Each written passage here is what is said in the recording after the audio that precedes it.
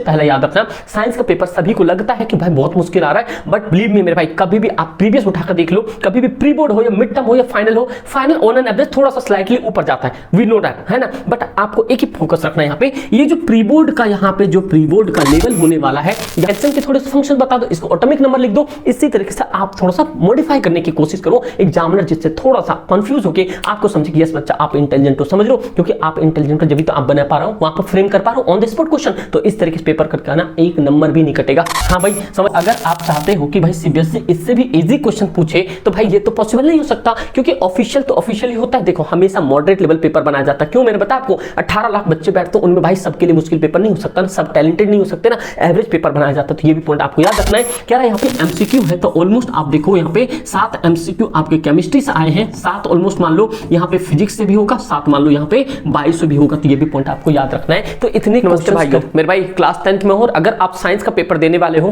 Pre board का, तो एक पॉइंट याद रखना, जो प्री बोर्ड आपको पता होना चाहिए कि जितने भी सीबीएसई एफिलिएटेड और खास करके दिल्ली रीजन के जो स्कूल्स होते हैं, उनके लिए प्री बोर्ड से पहले एक प्रैक्टिस पेपर डीओई रिलीज कर देता है, जो कि आपको पता है 2 सेट होते हैं, हिंदी इंग्लिश के 2 अलग अलग सेट होते हैं। तो आपको मैं पहले बता दूं कि अगर एक तो सिंपल पेपर आपको जो सीबीएसई जो फाइनल के लेके सोचता है, फाइनल जो टर्म होता है उसके लेके सोचता है, ये जो सीबीएसई आपके यहाँ पे जो सीबीएसई पेपर जो रिलीज करता है डीओई के द्वारा, ये आपके प्री बोर्ड को और मिड टर्म को नजर में रखते हुए करता है। अगर आपने टर्म 1 दिया होगा जिसका मिड टर्म नाम पड़ गया है, उससे पहले भी आपको सिंपल पेपर आया होगा जो कि डीओई ने दिया होगा आपको, उससे पहले प्री बोर्ड से पहले आपके सामने फिर से एक सिंपल पेपर ला के दिया है। तो अब आपको समझ आ जाना चाहिए कि एक्चुअल में इनका डिमांड क्या है, कि प्री बोर्ड में किस लेवल के क्वेश्चंस आएंगे। फाइनल के लिए तो अभी टेंशन मत लो, फाइनल के लिए अभी जो पहले प्री बोर्ड है उसके लिए फोकस करो। अगर आपका प्री बोर्ड है अगर 26 तारीख को, तो ये एक पॉइंट याद रखना, इस पेपर को बहुत अच्छे से करके जाना, और यहां से क्वेश्चंस पता चल जाएगा आपको कि एमसीक्यू कैसे बना, असर्शन रीजन कैसे बना, शॉर्ट क्वेश्चंस कैसे बना,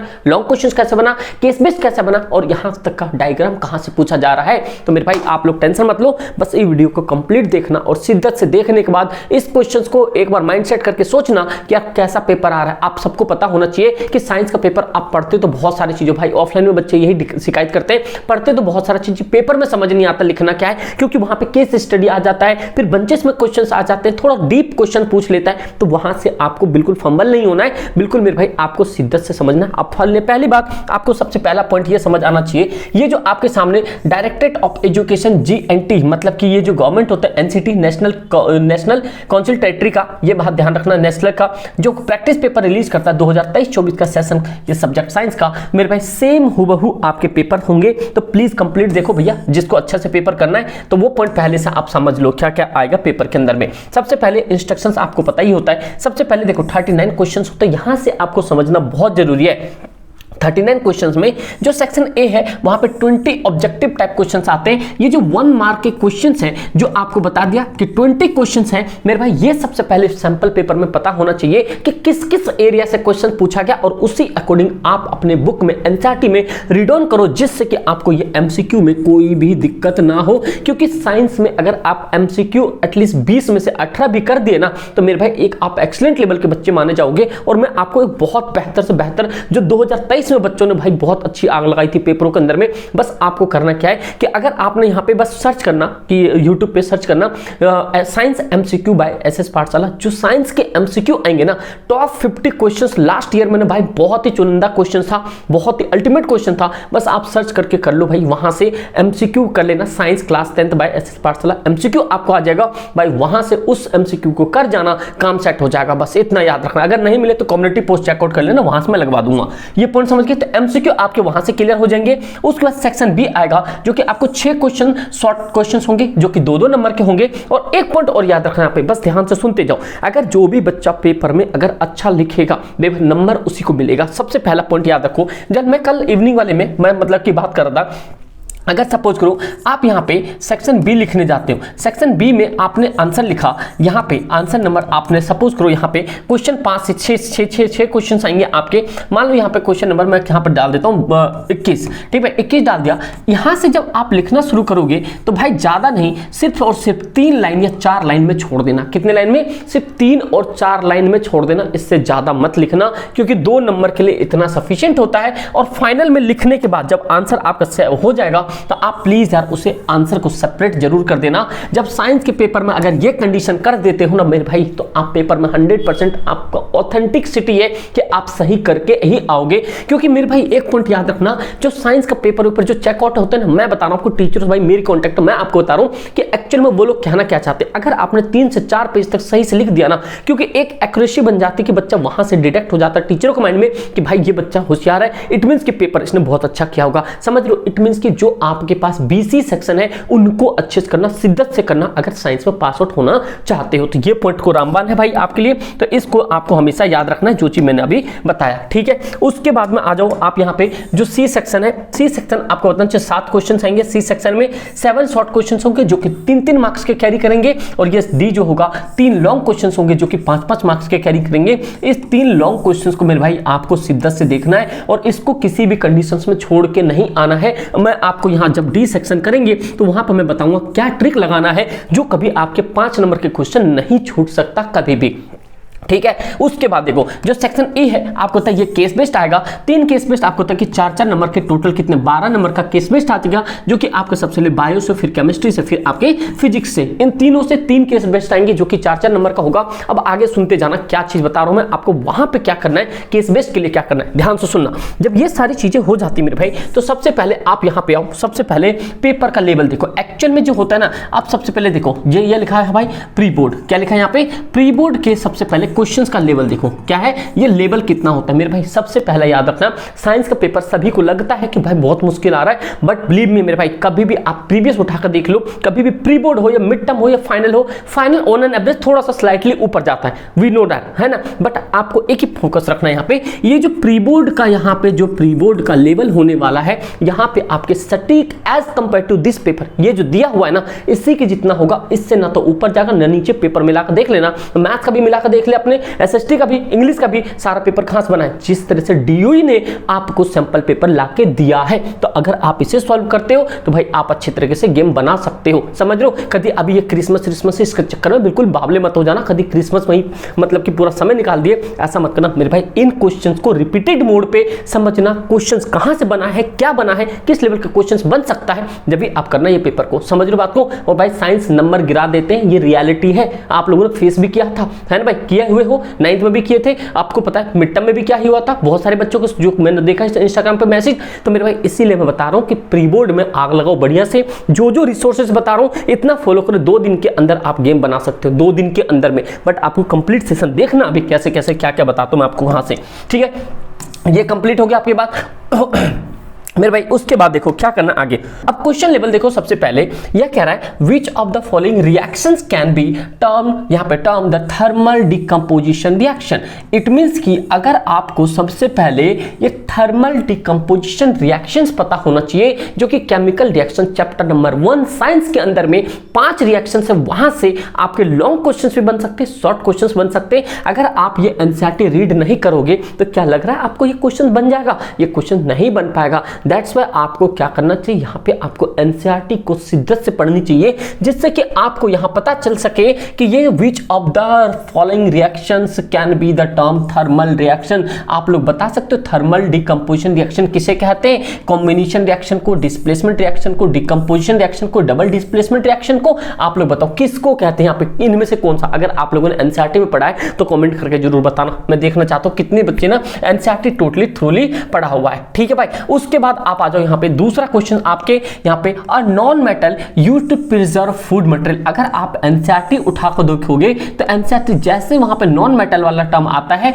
वहां पे नॉन मेटल के पास आपको ऑप्शन में दिया होता है यहाँ पे N2 वाला, ठीक भाई, यहाँ पे दिया होगा, वहां पे सीधा सीधा लिखा है दिस मटेरियल्स या this non metal used in the preserve of food. यहाँ पे फूड को बचाने के लिए किया जाता है, जो कि आपके चिप्स, लेस, ये सब चीजें आते हैं, उनके पैकेट में भी वही चीज होता है। तो क्या आप लोग कमेंट करके बता सकते हो इनमें से कार्बन होगा, फास्फोरस होगा, सल्फर होगा, नाइट्रोजन होगा। भाई इसी तरीके के क्वेश्चंस जो आप टॉप 50 क्वेश्चंस कह रहा हूं ना, आप बस सर्च कर लेना, आपको वो एमसीक्यू पी के चले जाना, बस वही उतना सफिशिएंट होगा। बहुत सारे क्वेश्चंस उसके अंदर में एमसीक्यू फॉर्मेट में, इसीलिए आप उसे जरूर चेकआउट करके जाना, इसका भी आप आंसर ढूंढो। और देखो भाई यहां तक का सबसे आसान, अगर अभी तक का बात करोगे सबसे आसान क्वेश्चन का, तो सबसे आसान क्वेश्चंस मेरे भाई याद रखना, ये जितने भी एमसीक्यू होते हैं, ये एमसीक्यू 20 एमसीक्यू हैं आपके साइंस में, ये कोई मुश्किल स्किल्स एमसीक्यू नहीं है, आपके सीधा सीधा ये एनसीईआरटी के जितने भी रीडिंग कर रखी ना आपने रीडिंग बेस पे, और जितने भी आपने स्टिकी नोट बनाए होंगे जो मैंने आपको शुरुआत में बोला था, तो आज आप मात नहीं खाओगे अगर आप लोगों ने इतना किया है। अगर नहीं भी किया है प्री बोर्ड को कोई दिक्कत नहीं है, बस इसके मार्क्स ऐड ऑन नहीं होंगे, बट एक पॉइंट याद रखो, अगर नहीं किया हो ना, बस अगर नहीं हो तो सब्सक्राइब कर लेना। जो जो क्वेश्चंस बताऊं, जो आपको मैं ट्रिक बताऊं, जो भी चीज आपको गाइडेंस दूं, बस उसे इधर रख लेना। ये वेपन्स होता है भाई, यहाँ पर रख लेना, पेपर देख आ जाना, आप भाई आंधी लगा दोगे वहां पे, सच्ची बता रहा हूं। तो ये सारी चीजें अगर जिन बच्चों ने शुरुआत से माना है, अगर शुरुआत से जिन बच्चों ने बात माना, अगर ये किया होगा तो आज वो पेपर के लिए रोने वाला हालात नहीं होगी उनकी। समझ रहे हो बात को? तो प्लीज इन सब चीजों पर फोकस करो और आप मुझे इसका आंसर बताओ। जो क्वेश्चन आपके सामने यहाँ पे आ रहा है, कह रहा है pH value of less than 7 indicate that the solution. आप बताओ, इससे भी इजी क्वेश्चंस कुछ पूछेगा क्या? आप बताओ, अगर आप चाहते हो कि भाई सीबीएसई इससे भी इजी क्वेश्चन पूछे, तो भाई ये तो पॉसिबल नहीं हो सकता, क्योंकि ऑफिशियल तो ऑफिशियली होता है। देखो, हमेशा मॉडरेट लेवल पेपर बनाया जाता है। क्यों? मैंने बताया आपको, 18 लाख बच्चे बैठते हैं, उनमें भाई सबके लिए मुश्किल पेपर नहीं हो सकता ना, सब टैलेंटेड नहीं हो सकते ना, एवरेज पेपर बनाया जाता है। तो ये भी पॉइंट आपको याद रखना है। कह रहा है यहाँ पे pH वैल्यू, कह रहा है pH value less than 7 indicate the solution is. जब भी 7 से नीचे होता तो क्या इंडिकेट करता है? आपने यहां पे पढ़ा होगा pH वैल्यू यहाँ पे, हाँ या ना? आप लोग मुझे बताओ तो फटाफट से, ठीक है? जितने क्वेश्चंस पूछ रहा हूं सभी का आंसर आप लोगों की तरफ से आना चाहिए। उसके बाद में आपके सामने क्वेश्चंस है, the metals that float when the treated with the water. अगर इसमें से कौन सा मेटल है जो कि फ्लोट कर जाता है, कहां पे? ये ट्रीट विद द वाटर के साथ जब हम उसका ट्रीट करते हैं तो ये फ्लोट हो जाता है। बताओ कौन सा है यहाँ पे? The metal that float on the treated with the water. बताओ, मैग्नीशियम एंड सोडियम। ठीक है, क्या है? Magnesium and sodium. क्या आ सकते हैं यहाँ पे? Magnesium and sodium, magnesium and sodium. ये तो देखो मैग्नीज, ये मैग्नीशियम, यहाँ पे सोडियम, कैल्शियम, ये मैग्नीशियम, कैल्शियम। आप बताओ इनमें से अगर आप लोगों ने पढ़ी है तो मुझे बताओ इसका। और सबसे पहले ये dilute water, dilute aqueous solution. अगर आपने ये नहीं पढ़ी है ना मेरे भाई, तो ये पढ़ लो, आपके क्वेश्चंस जरूर बनेंगे यहाँ से। केमिस्ट्री अभी तक आपको दिख गया होगा कि केमिस्ट्री के कैसे क्वेश्चंस बन रहे हैं, समझ रहे हो? तो केमिस्ट्री के ये डिकम्पोजिशंस, आपके नॉन मेटल, ये मेटल, डाइल्यूट इंडिकेटर, मतलब इंडिकेट्स आ रहा है, सॉल्यूशन आ रहा है less than pH, acute solution आ रहा है, यही सारी चीजें। और क्या है यहाँ से देखो सही, एक्चुअल में यार मेरे भाई पेपर हमेशा सीबीएसई बनाती है, और भाई जो पेपर में एक्चुअल जो पेपर का लेवल होता है वो आपको पता होना चाहिए। अगर पेपर का लेवल ही नहीं पता तो आप पेपर में करोगे क्या? कितना भी पढ़ के चले जाओ, कितनी वीडियोस देख लो, उससे कोई फायदा होने वाला नहीं। आपको वो सटीक निशाना मारना है जहां पे आपको लगे कि जहां टाइम दे रहे हो मतलब वहां से कुछ आउटपुट आ रहा है। तो ये सारे क्वेश्चंस करो। आप समझ रहे हो बात को, जो कि आपको ऑफिशियल सारी चीजें दिख रही हैं। आप यहां देखो, अगर ये रिएक्शन नहीं पता होगा तो कैसे कर पाओगे? पर देखो, परफॉर्म तो कह रहा है performs an experiment with the aluminium chloride with the aluminium and the chlorine which the following the option give the chemical reaction, chemical equations to the reaction. बताओ भाई यहाँ पे इसके अंदर में यहाँ पे calcium equation of the reaction इनके क्या होंगे? अगर वहां पे एल्युमिनियम क्लोराइड आज form the aluminium and chlorine, अगर इनको किया जाएगा तो इसके अंदर में क्या आप सीधा सीधा एल्युमिनियम का आप ऑटोमेटिक आपके सिंबल जानते होंगे इसका, ठीक है? आप ये क्लोरीन का सिंबल जानते होंगे यहाँ पे, फिर एल्युमिनियम पता है, क्लोराइन को पता ही होगा आपको। अगर उनमें कर लोगे तो आप इजी तरीके से बैलेंस ही करके बता दोगे, ठीक है भाई? एक ये हो गया यहाँ पे। उसके बाद में आपके पास सबसे पहले देखो ये जो ऑलमोस्ट जो है 7, क्या कह रहा हूं मैं यहाँ पे? ऑलमोस्ट देखा जाए एक पॉइंट देखो, जितना आपने ऊपर देखा, अगर ये एमसीक्यू है तो ऑलमोस्ट आप देखो यहाँ पे 7 एमसीक्यू आपके केमिस्ट्री से आए हैं, 7 ऑलमोस्ट मान लो यहाँ पे फिजिक्स से भी होगा, 7 मान लो यहाँ पे बायो से भी होगा। तो ये भी पॉइंट आपको याद रखना है। तो इतने क्वेश्चंस करके आपको 4 से 5 चैप्टर को रीड करके 7-8 नंबर आप पूरे गेन कर सकते हो।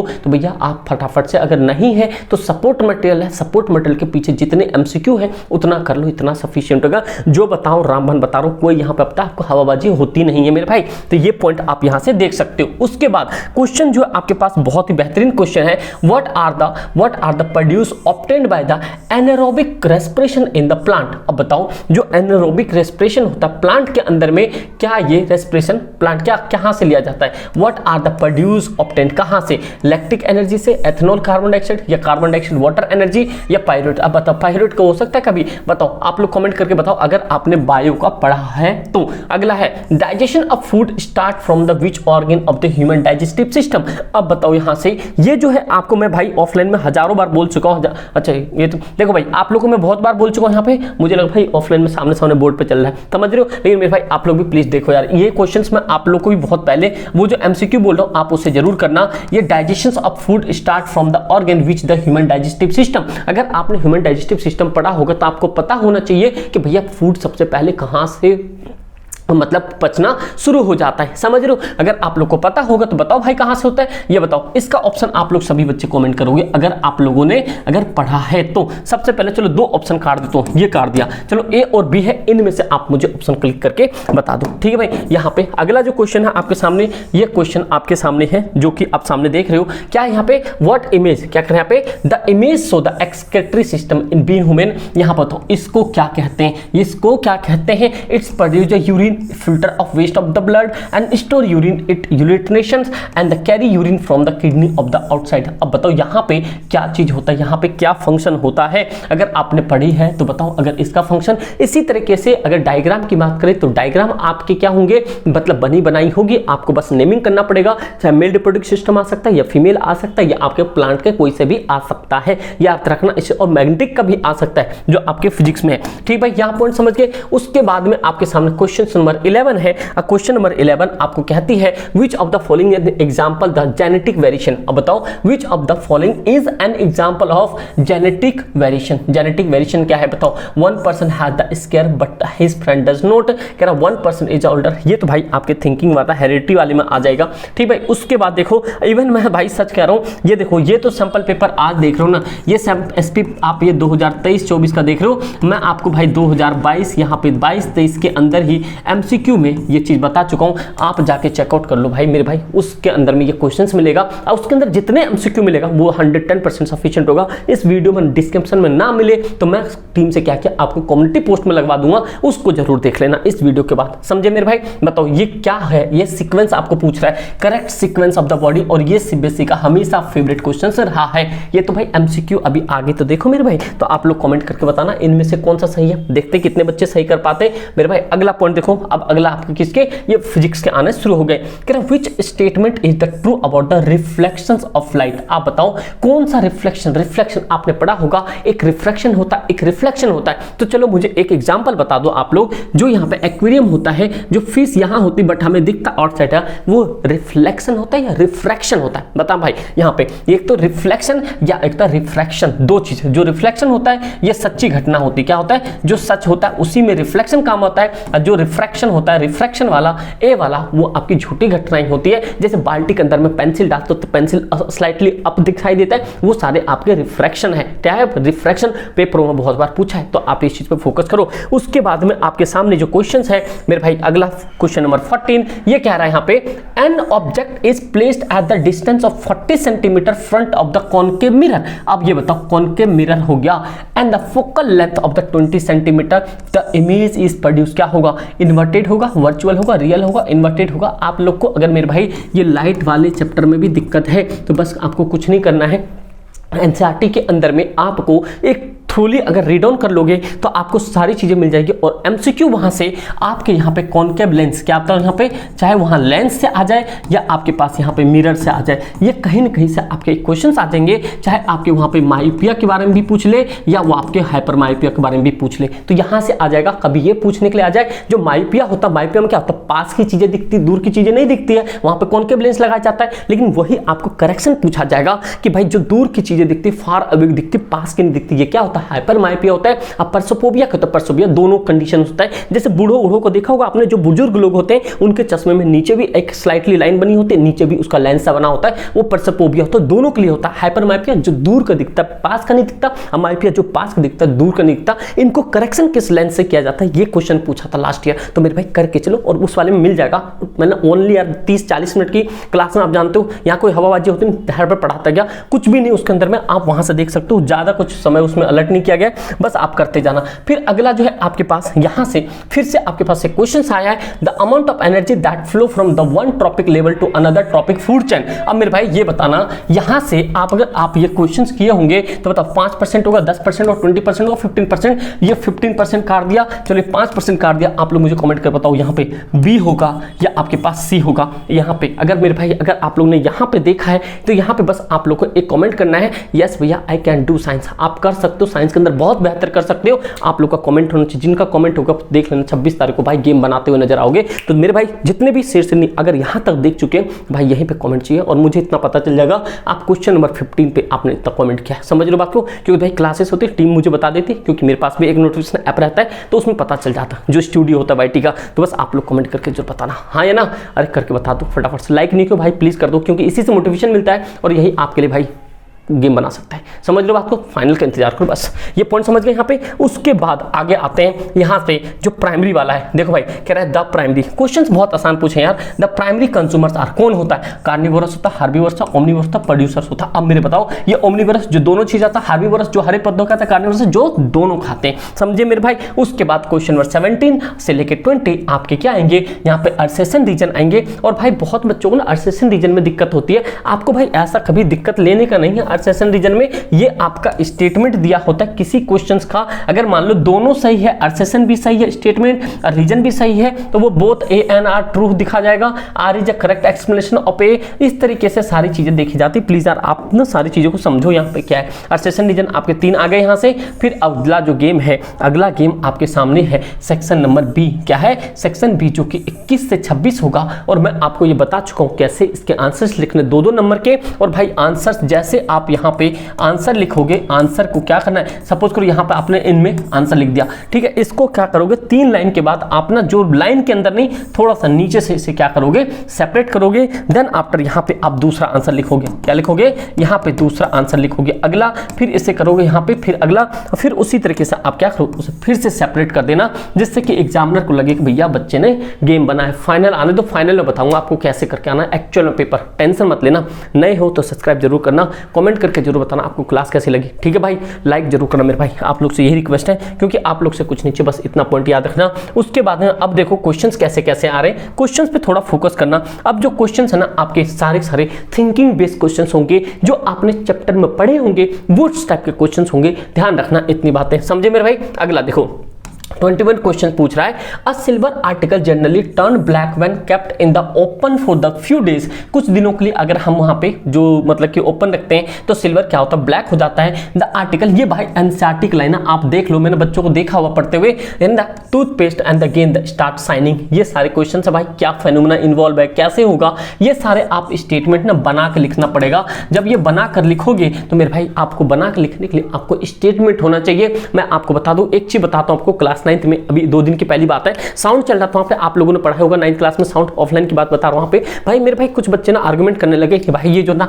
लॉन्गिट्यूडनल वेव होता है, ये ट्रांसफर वेव होता है, जो वो पानी फेंकते हैं, पत्थर फेंकते हैं, बबल से डाउन हो जाती है, जो साउंड पॉपअप करता है, मतलब वहां पे साउंड वाइब्रेट करता है उसके ऊपर में। तो वहां पे प्राइवेट स्कूल के बच्चे वो काफी ज्यादा हाई अपने आप को एडवांस दिखा रहे थे। बट मैं आपको बता दूं धरी धरी रह गई सारी एडवांटेज उनकी। बस मैंने एक ही चीज उनको समझाया कि मेरे भाई कितना भी तू समझदार हो जा, कितना भी अच्छा हो जा, उसको समझदारी अपने लिए अच्छी बात, लेकिन एग्जामिनर को क्या चाहिए, टू द पॉइंट रिटर्न में चाहिए। वो रिटर्न के लिए आपके पास कंटेंट होना चाहिए। इसलिए भैया आपको कंटेंट चाहिए, जो हम यहाँ से आपको मतलब कि जो भी अपना सपोर्ट मटेरियल हो या जो भी चीजें होती है, जो खास करके अपने एसएसपी के नोट्स होते हैं वो प्रोवाइड करवाते हैं। समझ रहे हो बात को आप? बस यही सारी चीजें, तो मुझसे पेपर कभी बाहर नहीं जाता है। फिर वो सारे बच्चे कह रहे हैं यस भैया हमें ये बात हमें मैम ने भी बहुत बार समझाई है। तो इसीलिए मैं आप लोग से यही चीज समझा रहा हूँ। समझदारी अपनी जगह अच्छी बात है, बट आपको एग्जाम में लिखना भी है। समझ रहे हो बात को? वो जो कहते हैं ना कागज के पेपर कुछ डिसाइड नहीं करता, भाई सब कुछ वही डिसाइड करता है। बस ये है, वो दिखा देता आपका स्टेटस कैसा था, आप 10th क्लास में किस ग्रेड में पढ़ते थे और कितनी आपकी इंटेलिजेंसी थी। समझ रहे हो? इस बात से एग्री करते हो या नहीं? एग्री करते हो तो आप लोग कमेंट बॉक्स में यस भैया ये जरूर लिख के बताना, ठीक है। यहीं से समझ आएगा कि हमारे शेर कितने होनहार हैं। समझे मेरे भाई? ये पॉइंट याद रखना। 100 में से इक्का यार जिसकी किस्मत बहुत ज्यादा फास्ट होती है उसके तुक्का तकाजा लग जाते हैं। बताओ what will be the happen, mucus is not secreted by the gastric gland. अगर गैस्ट्रिक ग्लैंड से म्यूकस को सिक्रेट नहीं किया जाता तो क्या होगा? फिर अगला रहा rate of breathing aquatic organism much faster than the terrestrial organism. ये रीजन बताना यहाँ पे। ये फिर आपको ग्लूकोज रिएक्शन वाली, ये भाई 2021 में भी फाइनल में भी आया था, तो ये पॉइंट आपको याद रखना। उसके बाद मैग्निफिकेशन, ये आप भाई मैग्निफिकेशन जो आपके हैं यहाँ पे फॉर्मूला जो है यहाँ पे H1 और यहाँ पे ये फॉर्मूला आप जरूर करके जाना प्लेन मिरर के अंदर में। फिर draw a diagram of the angle of derivation, ये निकालना है। और भाई मैं आपको ना इसके बाद इंपॉर्टेंट क्वेश्चंस के जितने भी टर्म्स आएंगे, जितने भी वीडियोस वैसे मैं शूट करने की जो ट्राई करूंगा। अगर भाई देखो रात को अगर रिकॉर्ड हो गई तो अगले दिन मतलब आपके पास आएगा, उसके अंदर जो मैंने आपको बताऊंगा कि आगे करके कि भैया किस तरीके से कौन से इंपॉर्टेंट पॉइंट है, कौन से इंपॉर्टेंट टॉपिक है, कहां से क्वेश्चंस बनता है,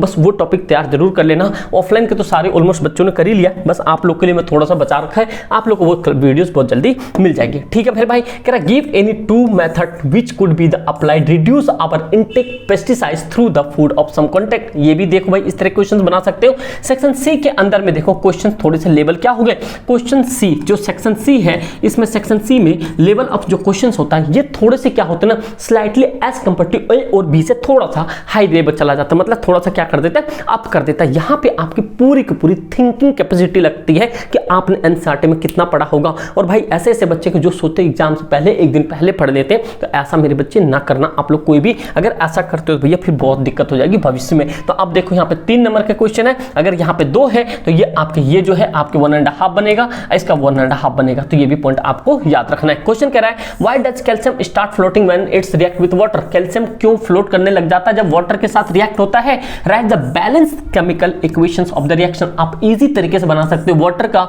और यहाँ पे कैल्शियम का, तो चलो भाई ये इजी बन जाएगा। इसी के अंदर में आप वाटर मॉलिक्यूल्स के थोड़े से फंक्शंस बता दो, इसी में आप कैल्शियम के थोड़े से फंक्शंस बता दो, इसको एटॉमिक नंबर लिख दो। इसी तरीके से आप थोड़ा सा मॉडिफाई करने की कोशिश करो एग्जामिनर, जिससे थोड़ा सा कंफ्यूज होके आपको समझे कि यस बच्चा आप इंटेलिजेंट हो, समझ रहे हो, क्योंकि आप इंटेलिजेंट जब भी तो आप बना पा रहा हूं, वहां पर फ्रेम कर पा रहा हूं ऑन द स्पॉट क्वेश्चन, तो इस तरीके से पेपर करके आना, 1 नंबर भी नहीं कटेगा। हाँ भाई समझ रहे हो बात को। अगला कह रहा है यहाँ पे questions, name 2 metals which is not react with water. Water के साथ रिएक्ट नहीं करता है। आप लोग मुझे कमेंट करके बताओ कौन सा ऐसा मेटल है जो वाटर के कांटेक्ट में आते नहीं, बिल्कुल ही क्या कहते हैं वाटर के, मतलब कहते हैं वाटर के अंदर में कैप्ट करके रखा जाता है। ये क्वेश्चन एक्चुअल में ऐसा था, बताओ फटाफट से बताओ। और कौन सा ऐसा मेटल है जो कि रूम टेम्परेचर में बिल्कुल ही क्या बन जाता है, लिक्विड बन जाता है, बताओ फटाफट से। नॉन मेटल कौन सा है जो कि रूम टेम्परेचर में बिल्कुल लिक्विड बन जाता है, बताओ भाई फटाफट से। आप लोगों ने पढ़ा है ना बहुत केमिस्ट्री, तो बताओ फटाफट से। उसके बाद में आपके सामने भाई आराम से कर सकते हो केमिकल इक्वेशन, आपको यहाँ पे बता रहे कौन कौन से आ रहे हैं यहाँ पे, एल्यूमिनियम ऑक्साइड वाला का, ठीक है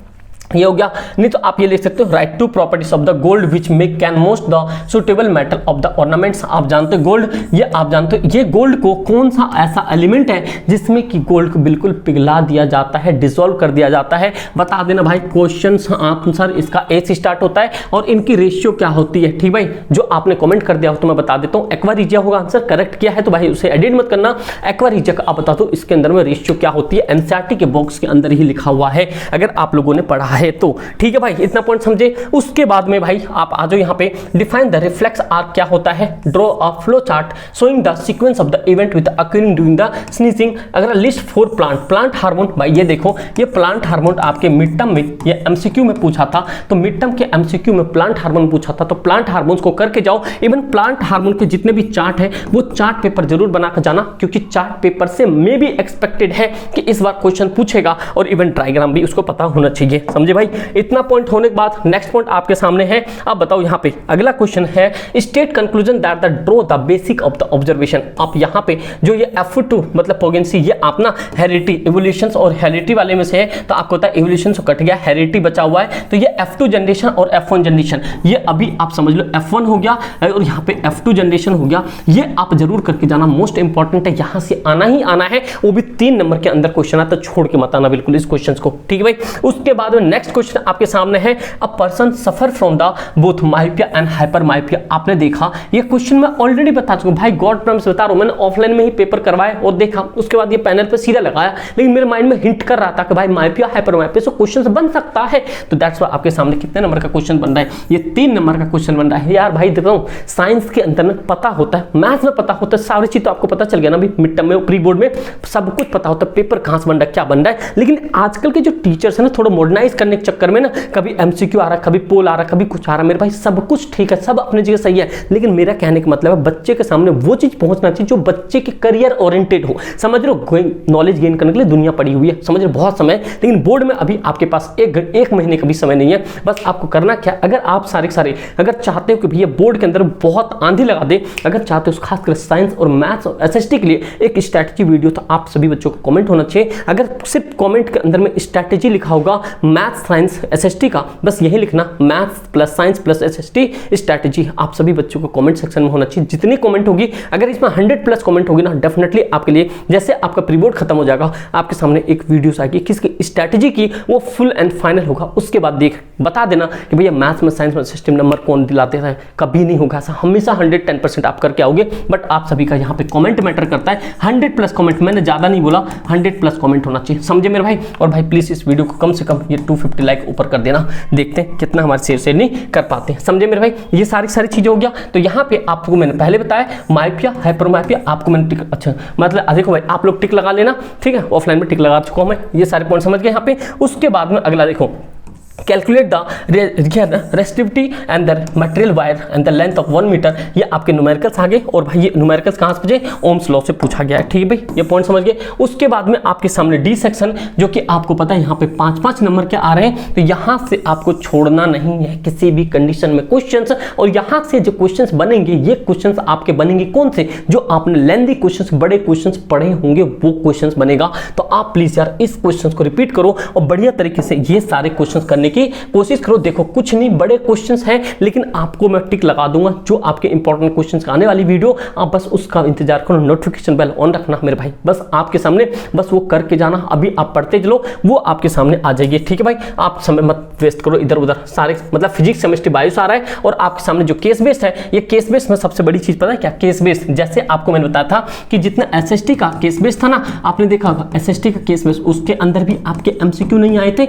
उसी तरीके से आपके जो यहाँ पे साइंस का, इसमें भी आपके एमसीक्यू नहीं आएंगे। तो यही एक थोड़ी सी दिक्कत हो जाती है। क्लास 9th वालों को तो भाई मौजी हो, तो वहां पर तो एमसीक्यू भी होता है। बट आप लोग को करना क्या है, टेंशन नहीं लेनी है बिल्कुल। जितना आप समझे हो चीजों को, पेपर किस तरीके का आ रहा है, बस इतना फोकस करना। बस एक पॉइंट ध्यान सुनो, आपको अभी सबसे पहले क्या करना है, अगर आप किसी टॉपिक में दिक्कत है या इंपॉर्टेंट क्वेश्चन नहीं मिला है, आप बस सर्च करो यूट्यूब पे science class 10th by SS पाठशाला। जितनी भी वीडियो चाहिए साइंस की, वो करते जाओ। और पहला चैप्टर मैंने बहुत साल, 1 साल पहले मैंने पेन पेपर पे करवाया हुआ है कि जो कैसे शॉर्ट तरीके से रिएक्शंस को या बैलेंसिंग को क्या था, बैलेंस किया जाता है, मेटल होता है, नॉन मेटल है, ऑक्सीजन लाया जाता है, वो आप करके देखो मेरे भाई। क्योंकि अभी तो समय है नहीं आपको करवाने के लिए, बट आप लोग टेंशन मत लेना, बोर्ड के लिए आपको मैं जरूर करवा दूंगा, जो सबसे ज्यादा सफिशिएंट हो जाएगा आपके लिए इंपॉर्टेंट टर्म्स में। अगर आप लोग को वीडियो अच्छी लगी हो, लाइक जरूर करना, कमेंट करके जरूर बताना, और प्लीज यार शेयर जरूर कर अपना दोस्त यार में। कोई दिक्कत परेशानी कमेंट कर देना, और वीडियो के लिए इंतजार करना जो इंपॉर्टेंट क्वेश्चन आने वाली है, ठीक है दोस्त। Thank you so much and जय हिंद, ऑल द बेस्ट।